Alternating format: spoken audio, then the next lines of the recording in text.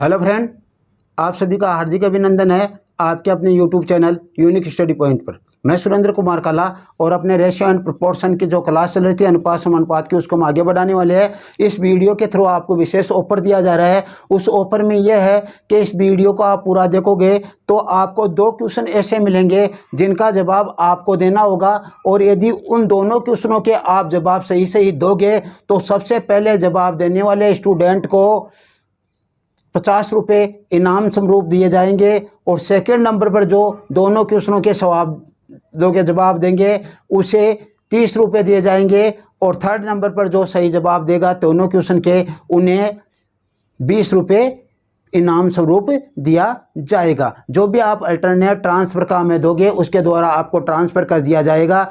तो आपको ये वीडियो पूरा देखना है और दोनों क्वेश्चनों का सही सही जवाब देना है। लेकिन ये इनाम आपको तभी मिलेगा जब अपने इस वीडियो को आने वाले एक सप्ताह में, यानी आज 6 तारीख है, 6 तारीख से 10 तारीख के बीच 1000 व्यूज मिलेंगे। यानी इस वीडियो को 1000 व्यूज मिलेंगे तभी फर्स्ट सेकंड थर्ड वाले को ये इनाम दिया जाएगा। और ये 1000 व्यूज मिलने का तरीका एक ही है कि आप वीडियो को ज़्यादा से ज़्यादा अपने साथियों के साथ शेयर करें, जिससे वो ज़्यादा से ज़्यादा इसे देखें और ज़्यादा से ज़्यादा व्यूज मिले। तो चलो आगे बढ़ते हैं हम आज के वीडियो की तरफ। देखो, पहला क्वेश्चन है अपना 3150 रुपये को ABC में इस प्रकार विभाजित करना है कि ए को बी व सी के कुल भाग का 1/2 मिले। आधा का मतलब 1/2, तथा बी को ए व सी के कुल भाग का 1/4 मिले। तो बताओ सी को बी से कितने रुपए अधिक मिलेंगे। तो देखो, हमें करना है कि पहले तो हमारे को जो कुल दिया है पहले क्वेश्चन का, वो हमारे को लेना है कुल 3150 रुपये हमारे को दिए गए हैं। तो 3150 हमने ले लिए। उसके बाद में ये कह रहा है उसके अनुसार चलना। कहाँ से? देखो, यहाँ तक की लाइन हो गई है ABC के लिए। अब हम यहाँ से शुरू करेंगे, यहाँ से शुरू करके इस लाइन को पूरा यहाँ तक देखेंगे। और ये लाइन क्या कह रही है? देखो, ए को तो पहले यहाँ पे ए उतारूंगा मैं। पहले हमने ये ए उतार लिया और फिर अनुपात ए को बी और सी का मतलब है बी प्लस सी के कुल भाग का 1/2 मिले। तो ये लो बी प्लस सी हो गया, और क्या मिल रहा है? 1/2 मिल रहा है। किसको? ए को। तो यदि बी प्लस सी को 2 मिल रहा है तो इसको 1 मिल रहा है। क्या मिल रहा है? बी प्लस सी को 2 मिल रहा है तो इसको 1 मिल रहा, हो गया 1/2। बी प्लस सी का 1/2 हो गया 1 को। चलो, ये तो अपना यहाँ तक कंफर्म हो गया।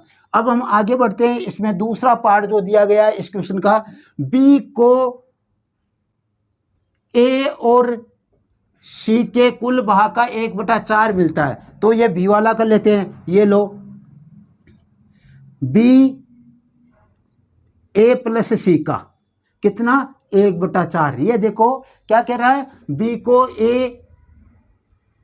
ए और सी के कुल भाग का 1/4 मिले। तो ए वह प्लस सी हो गया और बी हो गया। तो यदि इसको 4 मिलता है, किसको? ए सी को 4 मिलता है तो बी को कितना मिलेगा? 1 मिलेगा, हो गया 1/4।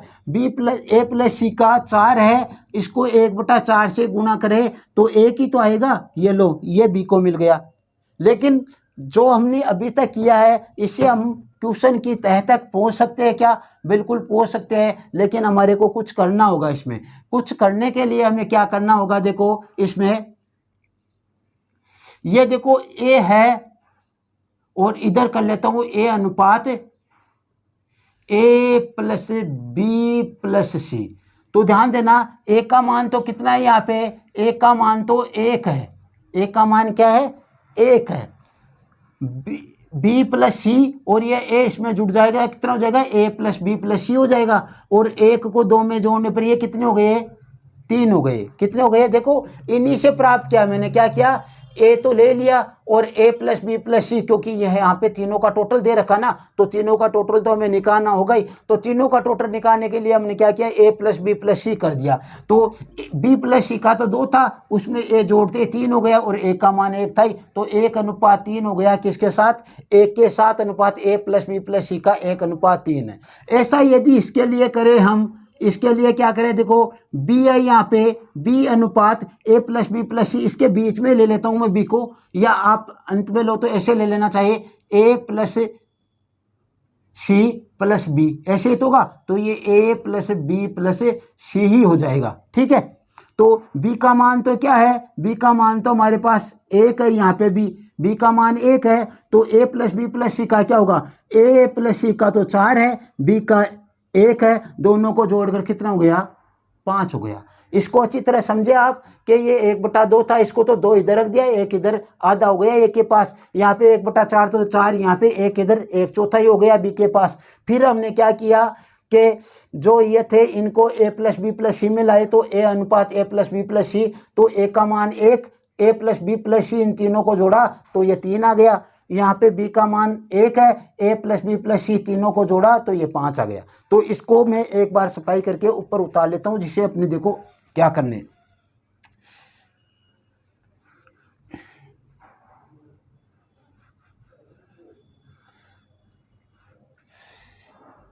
ए अनुपात ए प्लस बी प्लस सी का मान हमारे पास 1/3 आया है। ठीक है, और बी अनुपात ए प्लस बी प्लस सी का मान हमारे पास कितना आया है, 1/5 आया है। अब देखो अपने पास ऐसा भी कहीं हो सकता है क्या कि ए बी सी का मान एक ही पर्सन के लिए अलग अलग आ रहा हो, ए प्लस बी प्लस सी का मान नहीं होगा कभी भी, क्योंकि हम जोड़ रहे हैं तो इनको जो पूंजी मिल रही है उसको जोड़ेंगे तो सभी के पास समान यही प्राप्त होनी है, तीनों की पूंजी का टोटल।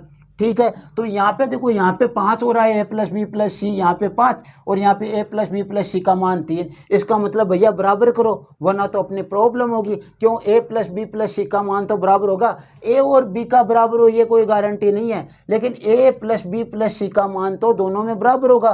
तो बराबर होगा तो क्या करेंगे, इस अनुपात को हम 5 से गुणा कर देंगे तो यहाँ पे 15 हो जाएंगे, और इस अनुपात को इस वाले 3 से गुणा कर देंगे तो यहाँ पे 15 हो जाएंगे। इसका मान 15, इसका मान 15। अब देखो इसी क्वेश्चन को मैं आपको यहाँ पे उतार देता हूँ, और इसको आगे ऐसे ए अनुपात ए प्लस बी प्लस सी उतार दिया हमने, और इसका मान क्या आया हमारे को, 5 से इसको गुणा करेंगे तो देखो 5 को 1 से गुणा करने पर 5 एकम 5, और 5 को 3 से गुणा करने पर 5 3 15।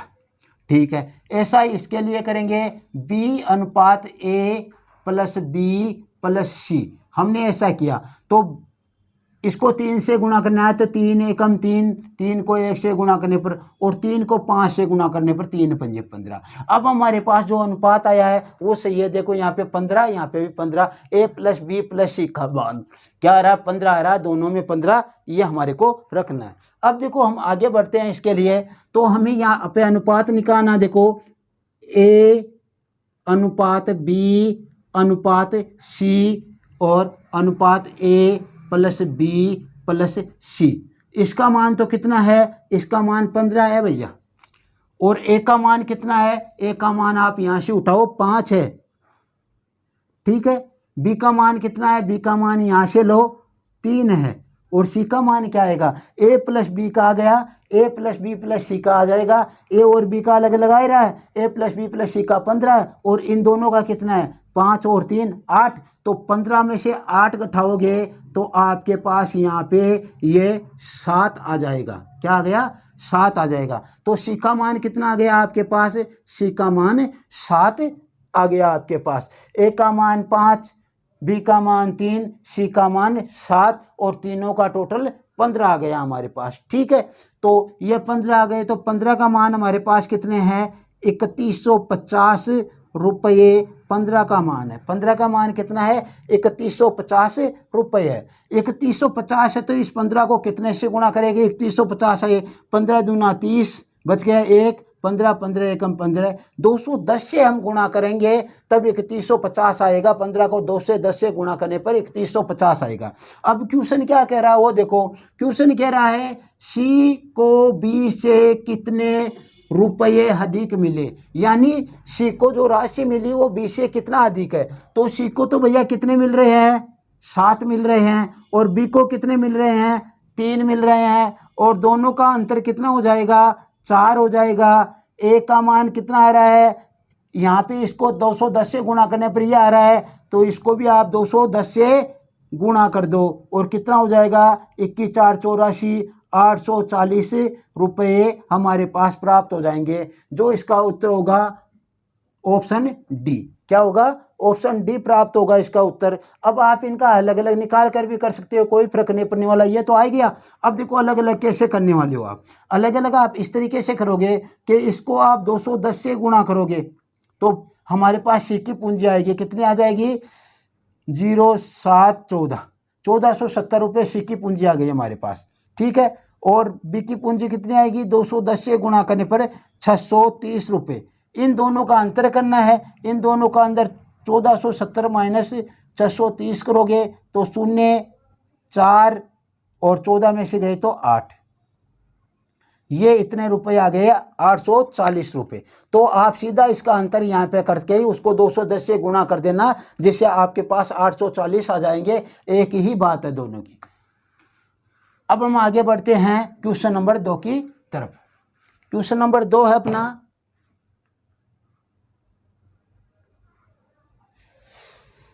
ए व बी जो काम करता है उसका सी के प्रतिदिन के काम के साथ अनुपात दिया गया कि ए और बी मिलकर एक दिन में जो काम करते हैं, जो सी करता है एक दिन में काम, उसके साथ अनुपात इनका 3:1 है। तो क्या कह रहा है, ए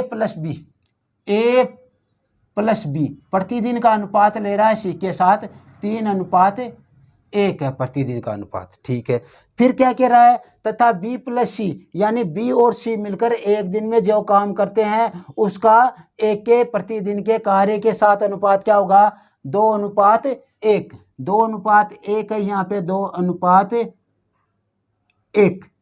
तो इसका 2:1 है जो अपने को बी प्लस सी अनुपात ए, ये 2:1।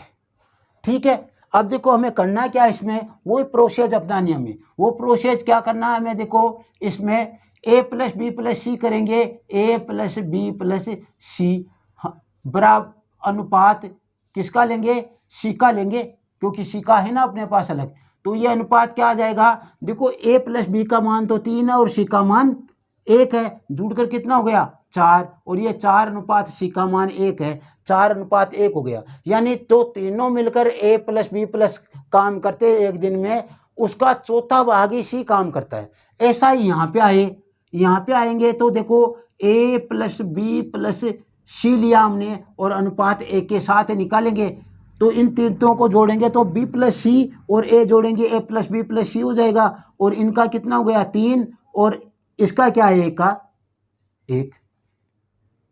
ये हमारे पास मान आ गया। आगे ये जो कह रहा है वो देखना, वो ये कहता है तीनों मिलकर इस कार्य को 12 दिन में पूरा करते हैं, तो ए अकेला कार्य को कितने दिन में पूरा करेगा, इसी कार्य को ए अकेला कितने दिन में पूरा करेगा, ये हमें निकालना है। तीनों मिलकर तो कितने में करते हैं, 12 दिन में। तो एक को तो ज़्यादा दिन लगेंगे ना, क्योंकि एक को तो कार्य क्षमता कम है, तो वो तो ज़्यादा दिन लेगा। तो अब देखो हम इसको यहाँ पे उतार लेते हैं एक बार।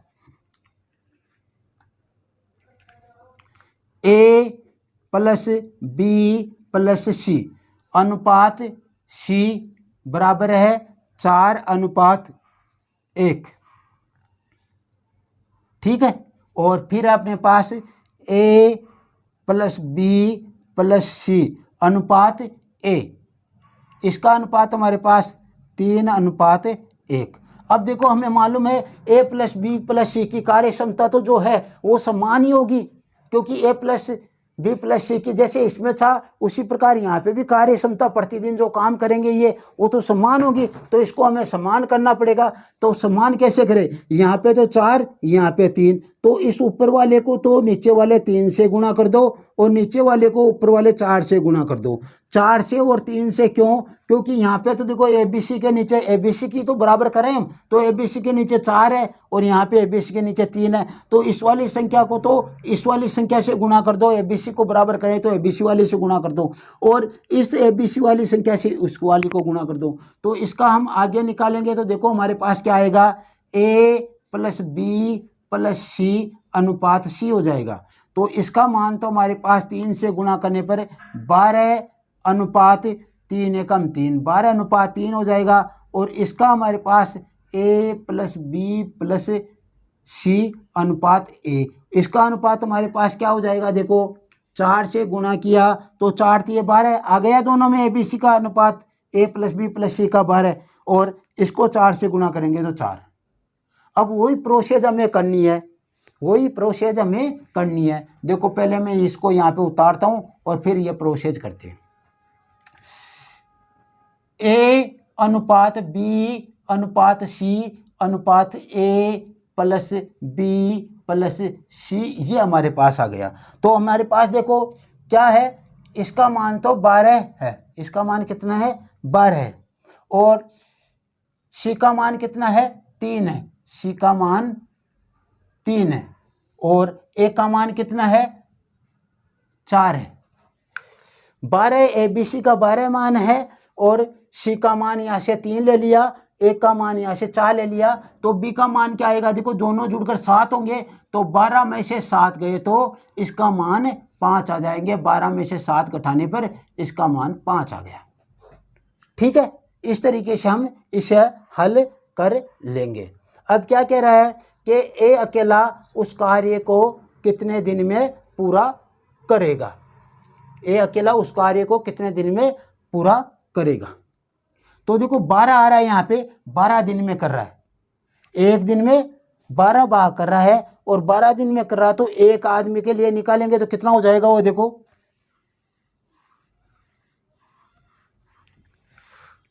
टोटल कार्य कितना हो जाएगा, कुल कार्य हो जाएगा अपना 12, तो ये है, और 12 दिन में पूरा होता है, तो 12 × 12 कितना हो गया, 144 हो जाएगा। इतने एक आदमी यदि उस काम को करेगा जिसकी एक ही कार्य क्षमता हो, जिसकी कार्य क्षमता एक ही हो, तो वो कितने दिनों में कर देगा, 144 दिन में उसे पूरा कर देगा। क्यों, हमने जनरली ऐसे आदमी की कार्य क्षमता ये निकाल दी यहाँ पे कि वो अकेला आदमी जिसकी कार्य क्षमता एक ही हो, वो मिलकर इसे कितने दिन में पूरा करेगा, 144 में करेगा। लेकिन ए के लिए निकालना हमें, ए इस कार्य को करेगा, ए कार्य को पूरा करेगा, कितने में हो जाएगा, 144 तो है ही, और उसमें 4 का भाग दे दो, क्योंकि एक का मान क्या है, 4 है, तो 4 × 12 और 2 बच गए 24, 6 × 4 24, यानी 36 डेज में ए उस कार्य को अकेला 36 डेज में करेगा। और ये आपका ऑप्शन होगा सी। कौन सा ऑप्शन होगा, सी ऑप्शन इसका होगा, 36 दिन में करेगा। तो ए अकेला उस कार्य को 36 दिन में पूरा कर लेगा।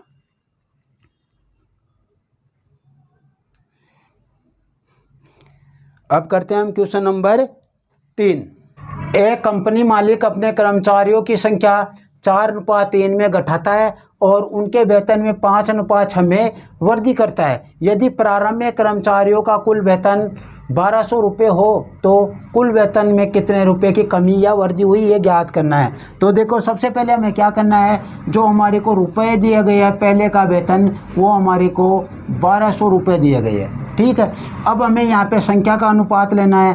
क्या लेना है, संख्या का अनुपात लेंगे।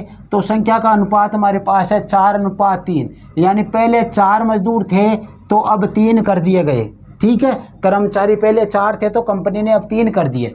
ठीक है, अब आगे क्या कह रहा है, आगे वेतन का अनुपात ले रहा है। समझना इसको, वेतन का अनुपात उसने दिया है कि पहले वो यदि एक कर्मचारी को 5 रुपये देता था तो अब वो 6 रुपये दे रहा है। क्या किया, कर्मचारी तो 4 की जगह 3 कर दिए कंपनी ने, लेकिन रुपए पहले जहाँ पे 5 रुपये दे रहा था एक व्यक्ति को, अब 6 देने लग गया। तो उसको फायदा हुआ या घाटा हुआ इसमें, वो देख रहा है, काम हो उतना ही ले रहा है उसमें। तो अब देखो इसको हम करेंगे क्या, देखो अब हम देखें कि इनका कुल वेतन क्या होगा कि 4 कर्मचारी थे पहले, हर एक को 5 रुपये मिल रहे थे, तो कुल वेतन कितना हो गया, 20 रुपये हो गए।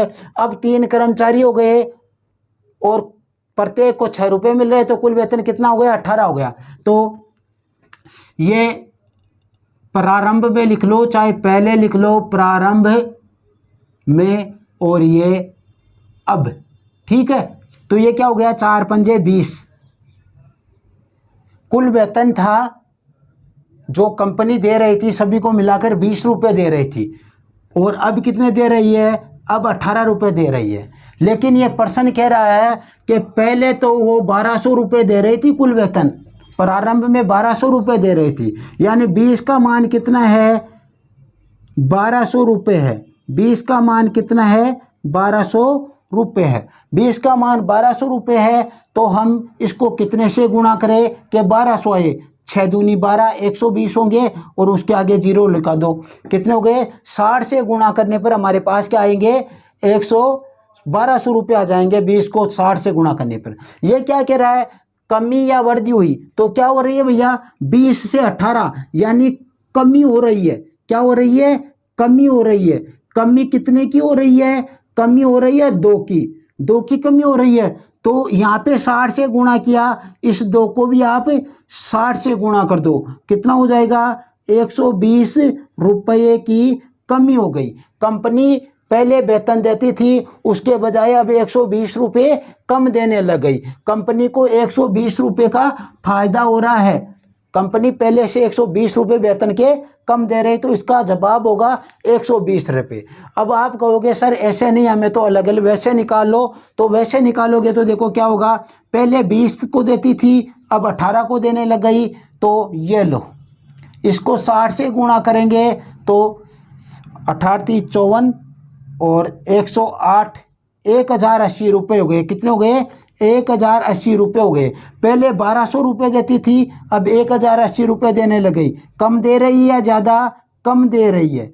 कितना कम दे रही है, 1200 माइनस 1080, 1200 माइनस 1080 कितना आ जाएगा, 120 रुपये आ जाएगा। तो वैसे ही कर लो ना आप, यहाँ पे अंतर करके 2 से गुणा कर लो, 60 को 120 आ जाएंगे, उत्तर होगा इसका 120।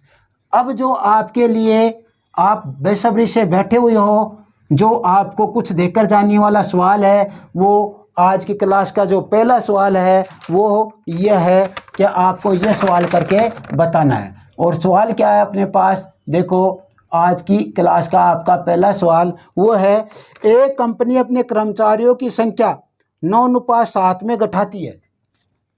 एक कंपनी अपने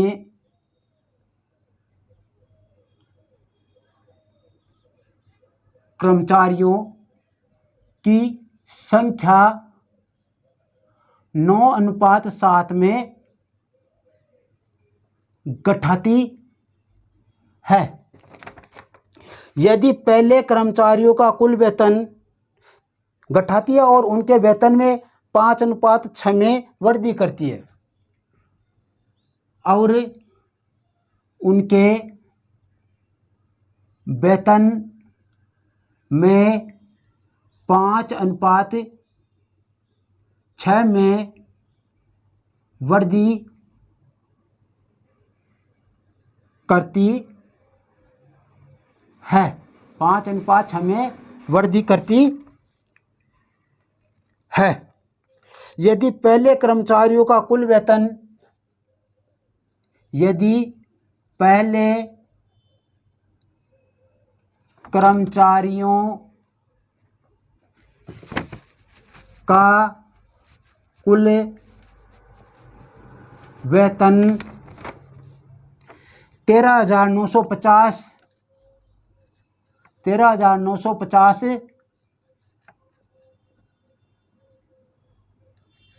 रुपये था, तो कुल वेतन में कमी या वृद्धि ज्ञात करो। तो कुल वेतन में कमी या वृद्धि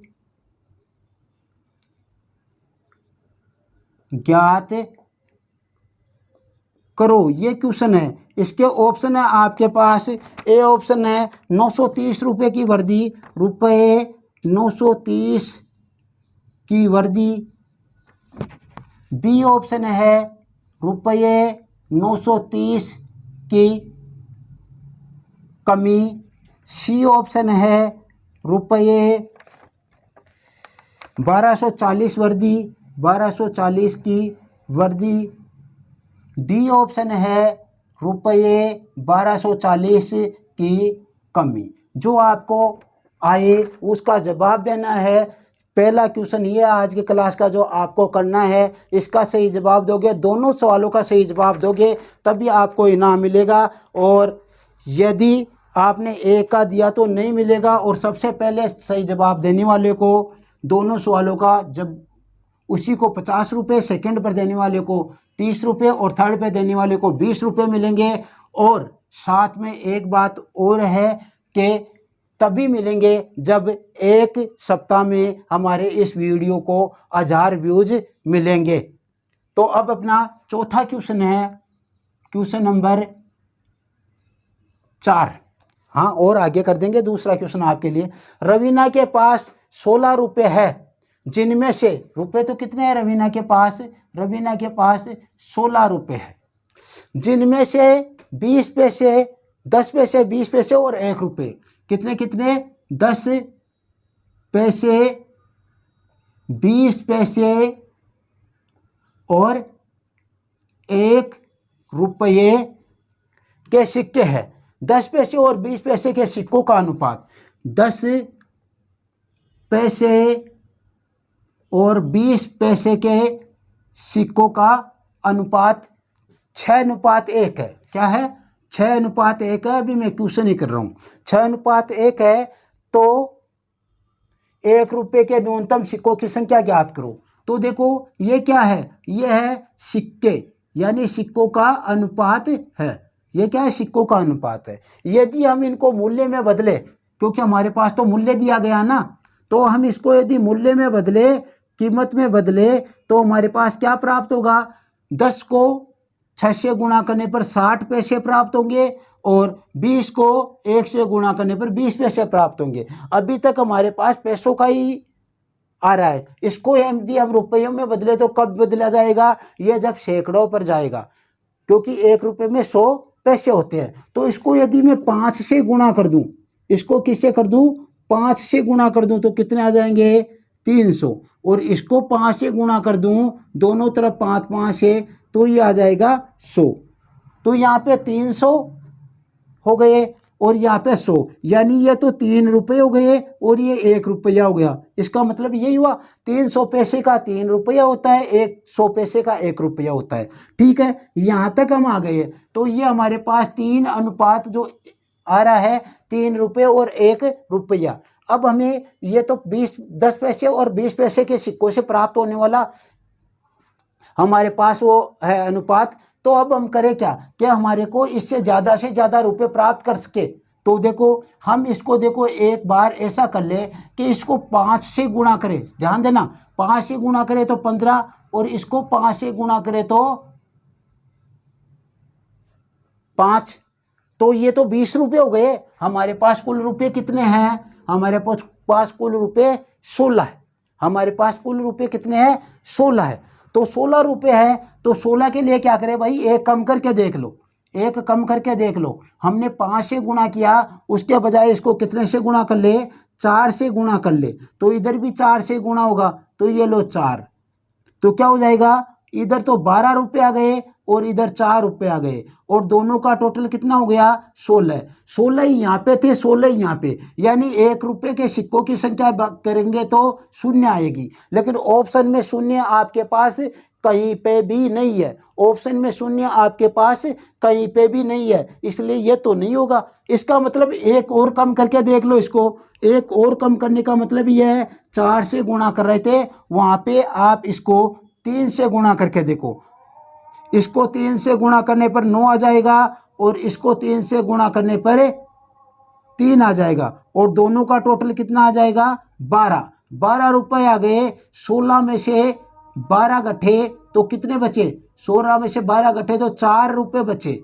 तो सिक्कों की संख्या पूछ रहा है, तो 1 रुपये में एक सिक्के में 1 रुपया होता है, तो 4 सिक्के हो जाएंगे। 4 रुपये आ रहे हैं, एक रुपये के 4 रुपये होंगे एक सिक्के एक एक रुपये के जो सिक्के हैं उनसे 4 रुपये प्राप्त होंगे। तो एक सिक्के से 1 रुपया प्राप्त होता है, तो 4 रुपये में 4 सिक्के प्राप्त होंगे। अपना ऑप्शन होगा सी। क्या होगा इसका ऑप्शन? सी। यह ध्यान रखना आपको, इस तरीके से इस क्वेश्चन को करना है।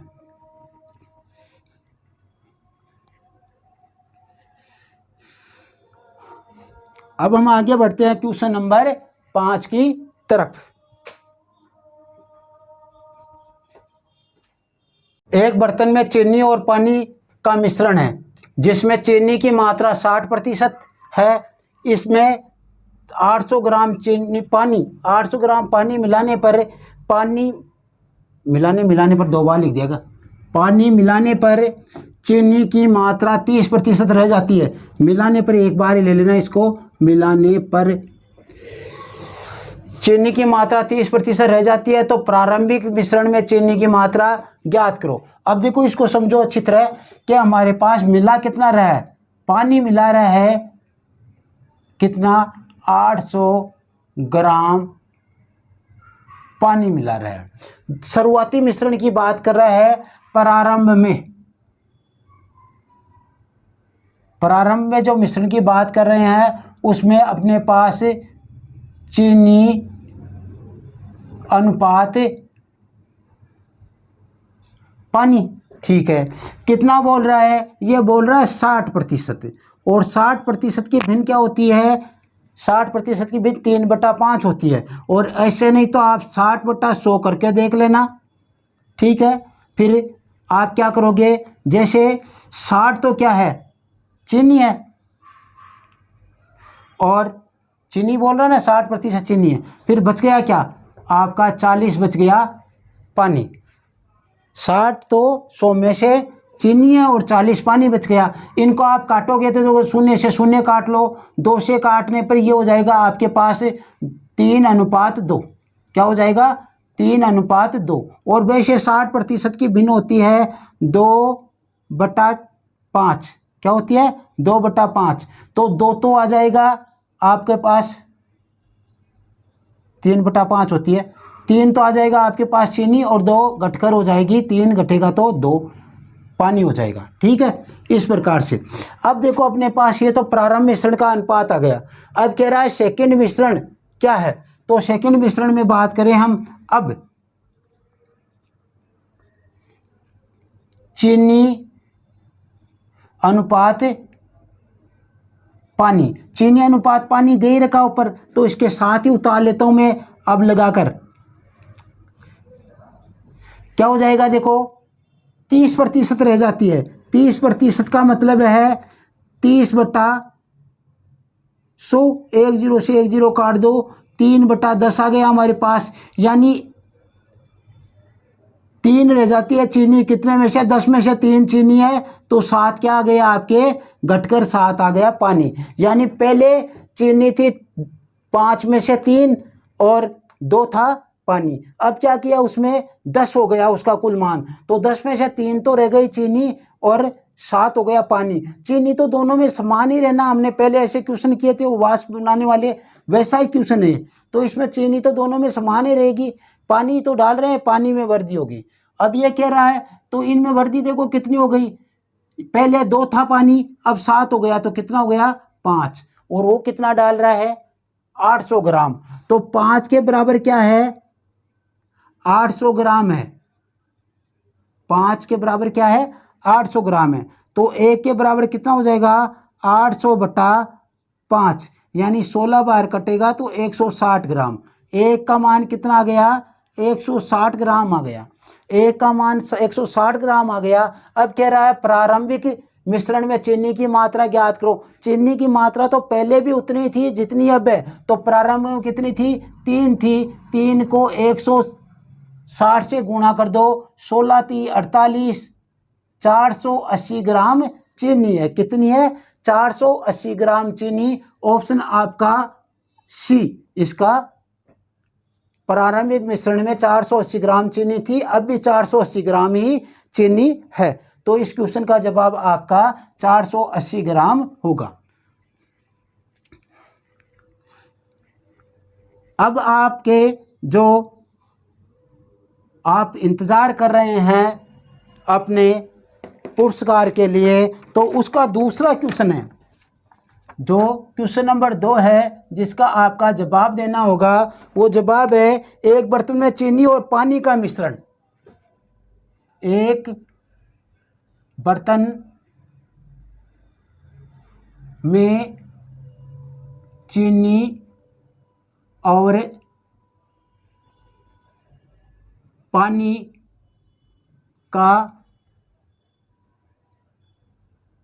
मिश्रण है। एक बर्तन में चीनी और पानी का मिश्रण है जिसमें चीनी की मात्रा 55% है, जिसमें चीनी की मात्रा 55% है, जिसमें 450 ग्राम पानी मिलाने पर, जिसमें 450 ग्राम पानी मिलाने पर चीनी की मात्रा 40% रह जाती है। चीनी की मात्रा 40% रह जाती है। तो प्रारंभिक मिश्रण में पानी की मात्रा ज्ञात करो। तो प्रारंभिक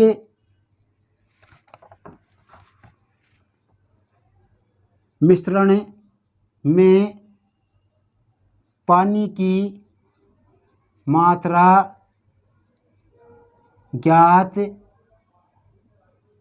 करो। ए ऑप्शन है इसका 600 ग्राम, बी ऑप्शन है इसका 720 ग्राम, सी ऑप्शन है इसका 810 ग्राम, डी ऑप्शन है इसका 540 ग्राम। यह आपको क्वेश्चन नंबर 2 है जो आज की क्लास में करना है। एक क्वेश्चन पहले दिया था, एक क्वेश्चन ये। इन दोनों का सबसे पहले जो सही जवाब देगा उसको रुपए मिलेंगे 50। दूसरे नंबर पर जो सही जवाब देगा दोनों क्वेश्चन का, उनको रुपए मिलेंगे 30। तीसरे नंबर का जो होगा उसको 20 मिलेंगे। लेकिन मिलेंगे तभी जब एक सप्ताह में अपने इस वीडियो को कम से कम 1000 व्यूज मिलेंगे। ठीक है, तो आगे बढ़ते हैं हम क्वेश्चन नंबर 6 की तरफ। क्वेश्चन नंबर 6 है, यदि किसी फैक्ट्री में मजदूरों की संख्या, क्या है, मजदूरों की संख्या 15:11 के अनुपात में कमी और उनकी मजदूरी में 22:25 के अनुपात में वृद्धि। मजदूरी यानी वेतन ही हो गया।